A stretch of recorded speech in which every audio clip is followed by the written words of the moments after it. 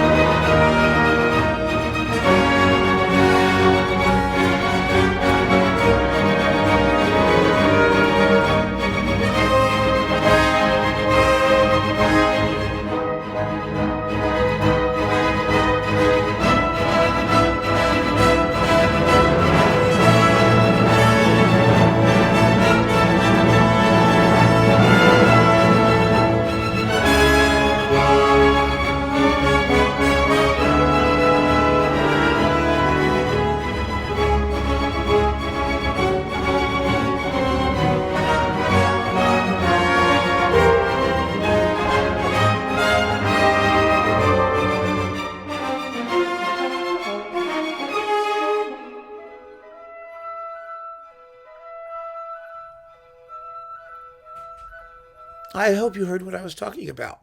It's very, very enjoyable. Now, the Adagio, as I said, it's about 16 minutes long. It's absolutely par for the course, normal, standard, slow tempo.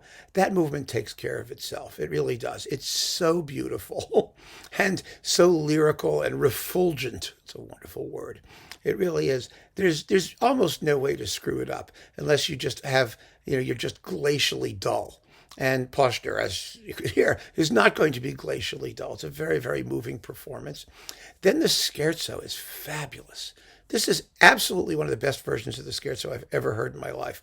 I mean, especially at the lower dynamics, you hear so much detail touched in, beautifully phrased, wonderfully balanced, and all kinds of delicacy in the orchestration. Again, you don't usually think of Bruckner as a delicate composer, but this scherzo particularly has gossamer textures, really akin to Mendelssohn's Midsummer Night's Dream music, and that's sort of how it gets played here. But here the tempo isn't too fast. It's exactly right. It lets you hear all of the detail coming out. So I want to play you a little bit leading up to the repeat on the second half of the scherzo, leading to the end of the movement. You'll hear exactly what I mean. Listen to how beautifully shaped everything is. It all has natural, idiomatic flow, and it just sounds perfectly inevitable. It's marvelous. Here you go.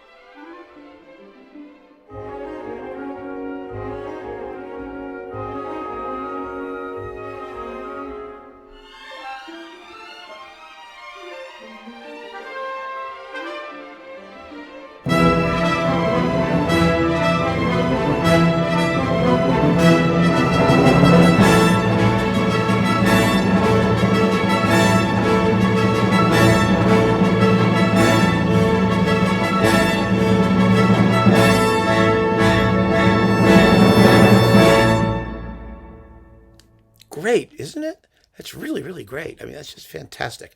And now I have two samples from the finale that I think also give you a good sense of just how fine a Bruckner conductor Poschner is going to be, and how characterful. I mean, that's what it really boils down to, doesn't it, folks? You want to have a performance that doesn't sound like every other, and that does things unlike someone horrifying like Telemann. See what happens? They know. But that doesn't do things that the music doesn't want to do. There are interpretive liberties you can take that go with it and that enhance the musical experience and the musical expression, and some that do not. And Poschner's do. And let me show you one example. I said at the beginning that it's generally a lively performance, but there's great flexibility of tempo. In that respect, he reminds me a little bit of Joachim's approach. especially in the sixth, which is also a very lively version. Joachim was always, his animal spirits were always up for the sixth, especially the one with the Staatskapelle Dresden. And Poschner, in the second subject of this finale, really goes to some extremes of speeding up and slowing down, but they work. They work beautifully. They're so in keeping with the expressive atmosphere and point of the phrasing, there's the phrases in question that Bruckner wrote, that it's just absolutely ideal. And so I want you to hear how he manages to build in so much flexibility of tempo in a very short span of time, but having it all sound just beautifully natural. Have a listen to this. This is also from the recapitulation of the movement, but it mirrors the same passage in the exposition, so you can't miss it. It happens twice. Here you go.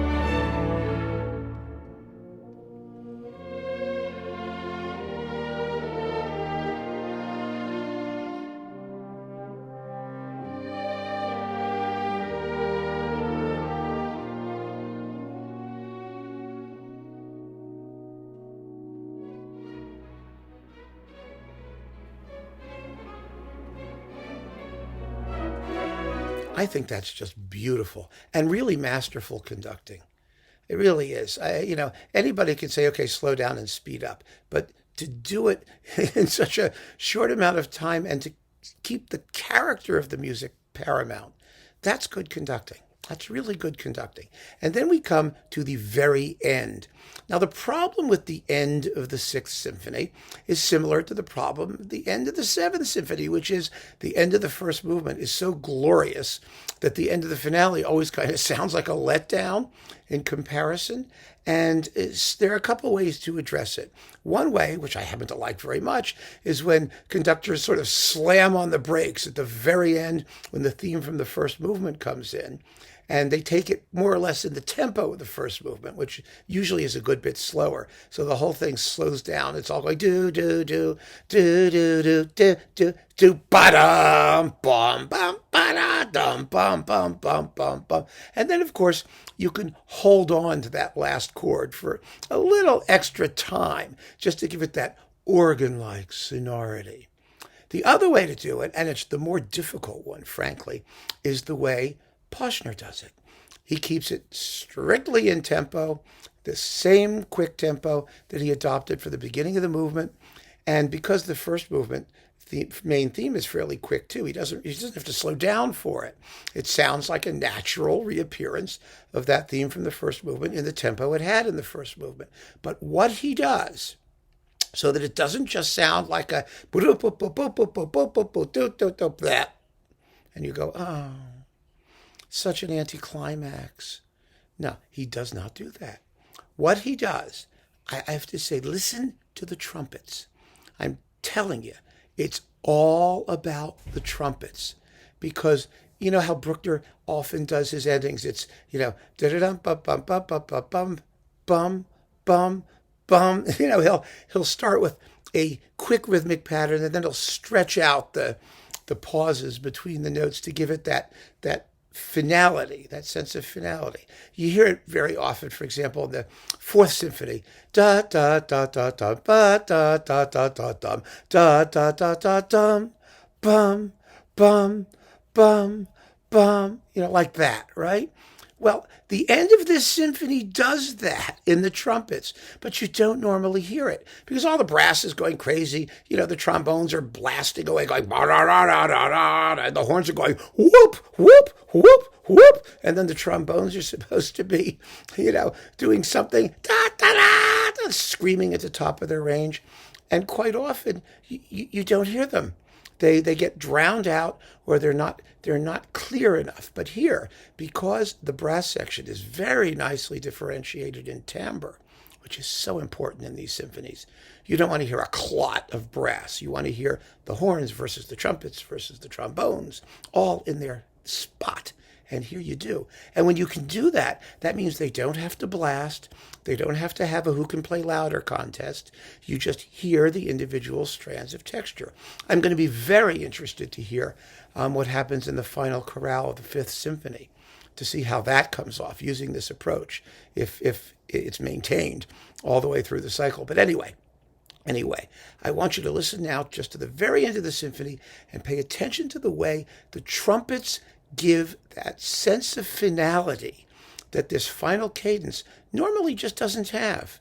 But it's all because of intelligent balancing of texture. So here, let me shut up and play the music. Here's the end.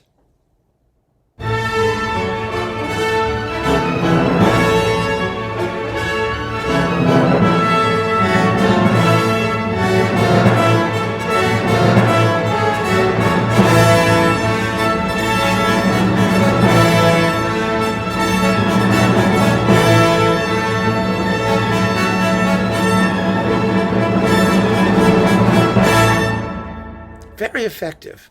Very, very effective. Like I said, just good conducting by an orchestra that knows and presumably loves the music, and a conductor who has some fresh ideas in how to present it. So I am looking forward to more releases in this cycle. I've done a written review of this on classicstoday.com. You can go have a look at that if you want to read something, just a couple paragraphs that's quicker, that summarizes this talk in about 30 seconds. Here I get to expand a little bit on what I wrote and do it in a less formal way. But I just really enjoyed this performance. It was extremely refreshing. And refreshing is not usually a term that one applies to Bruckner. It's one that you definitely don't apply to Bruckner. Yeah, because they know, and so will you. So keep on listening, folks. Thanks for joining me. Let's follow this cycle together. I'm sure it's going to be very interesting. Take care.